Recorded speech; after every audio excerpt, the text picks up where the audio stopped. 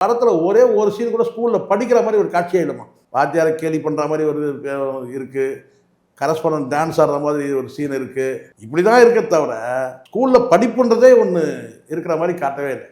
ஒரு மனசை தொடக்கூடிய காட்சிகள் எதுவுமே இல்லை அந்த படத்தில், அவ்வளோ. ஆனால் அம்மா வந்து ஹார்ட் பேஷண்ட்டாக இருப்பாங்களாம், அப்பா வந்து ராத்திரி படம் கஷ்டப்படுவாங்களாம். ஆனால் இவர் வந்து லவ் பண்ணுவாராம், பொறுப்பு இல்லாமல் இருப்பாராம்.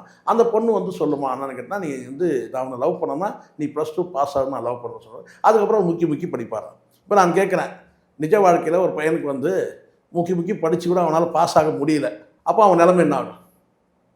இப்போ புரியுதுங்களா? ஒரு விஷயத்தை நீங்கள் பாசிட்டிவாக சொல்லும் போது பார்த்தீங்கன்னா அது இன்னொரு நெகட்டிவ் பக்கத்தையும் பார்க்கணும். நீங்கள் வந்து நல்லா தெரியுது, நீங்கள் வந்து முடிவு பண்ணிட்டீங்க என்னென்னா யூத்துங்களை கவர் பண்ணுற மாதிரி ஒரு படத்தை எடுக்கணும், உங்கள் நோக்கம் அதுதான். அப்போ என்னெல்லாம் காட்டினா அந்த வந்து ஏற்றுப்பாங்க. எவ்வளோ இருக்குமா, நீங்கள் உங்களுக்கு தெரியாது. நீங்கள் வந்து அவர் இல்லை, இப்போ ஒரு அமரர் பாலகுமாரன் அவருடைய இனிது காதல் இனிதுன்னு சொல்லிட்டு ஒரு எபிசோட் எழுதிட்டு வந்தார். ஜிவியில் தான் எழுதிட்டு வந்தார், இனிது காதல் இனிதுன்னு. அதில் சொல்லுவார் பாருங்க, ஒரு எபிசோடில் ஒவ்வொரு காதலை பற்றி சொல்லுவார்.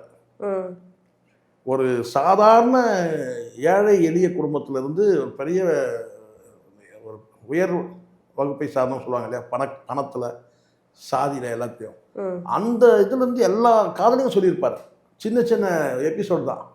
காதல் இனிது காதல் இனிதுன்னு சொல்லிட்டு ஒரு எபிசோடையும் நீங்கள் படமாக்கலாம்.